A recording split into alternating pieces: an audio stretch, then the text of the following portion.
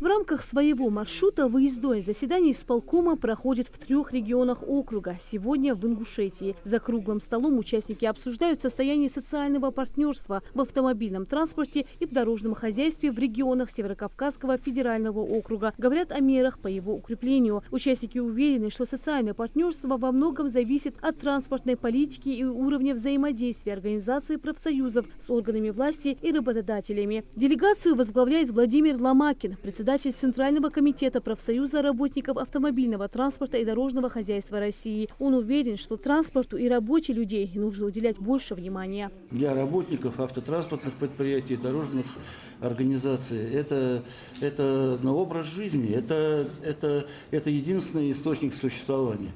Поэтому вот это наша главная цель, значит, выяснить, что можно сделать для того, чтобы политика, которую вы проводите, Министерство транспорта, она была более согласованной, более понятна людям, и чтобы мы получили отклик от людей, чтобы было и желание работать, и производительность труда.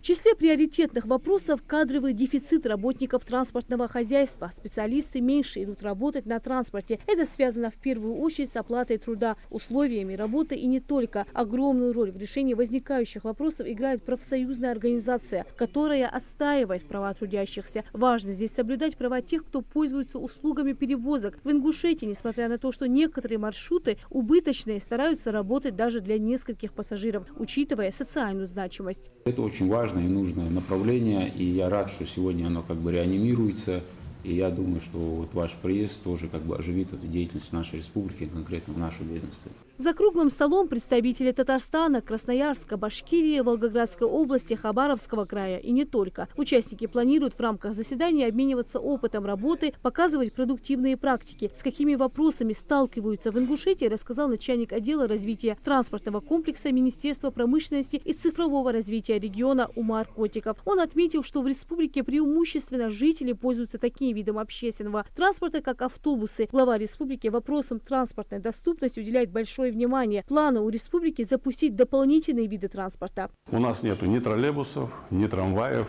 У нас нету железнодорожного сообщения. Мы сейчас с Чеченской Республикой выходим на федеральный центр, бьемся, чтобы нам восстановили участок дороги между железнодорожной станцией Слепцовская и железнодорожной станцией Грозного. В надежде на то, что у нас появятся электрички, которые будут ежечасно ходить, и мы сможем обеспечить население, которое у нас будет проживает в тех населенных пунктах, которые расположены вблизи ФАТ-Кавказ и той железной дороги, которую мы планируем, что с помощью федерального бюджета мы все-таки будем восстанавливать. Важным вопросом является взаимодействие с работодателями, заключение соглашения, принятие обязательств и условия труда для работающих граждан. Особенно в системе транспортного обслуживания важно наладить системность. К сожалению, не все на это идут, и многие пытаются решать свои проблемы самостоятельно, и в результате у нас нарушается система транспортного обслуживания. То есть нет единства целей, каждый стремится урвать, это, к сожалению, есть. Мы сторонники того, чтобы деятельность в области и автомобильного транспорта, и дорожного хозяйства, она была системной. Наш профсоюз системный, нам уже 105 лет, все 105 лет мы осуществляем свои уставные задачи, исходя из одного принципа. Должно быть обеспечено крепкое финансовое состояние отраслевых предприятий. Все регионы Российской Федерации здесь представители этого профсоюза. И они, конечно же, предлагают свои проекты. Что касается охраны труда, обеспечения своевременной выплаты заработной платы. Есть многие проекты, где можно решить проблемы по транспорту, оказания помощи. То есть наша цель, основная профсоюзов, это обеспечение достойного труда работникам. В рамках выездного заседания также планируется проведение ряда встреч. В завершении совещаний министра автомобильных дорог и транспорта Ингушетии, председателя Союза объединения организаций профсоюзов Ингушетии наградили юбилейными медалями. 100 лет профсоюзу Роспрофтрансдор. Рина Цичуева, Султан Магушков, Магаз 24.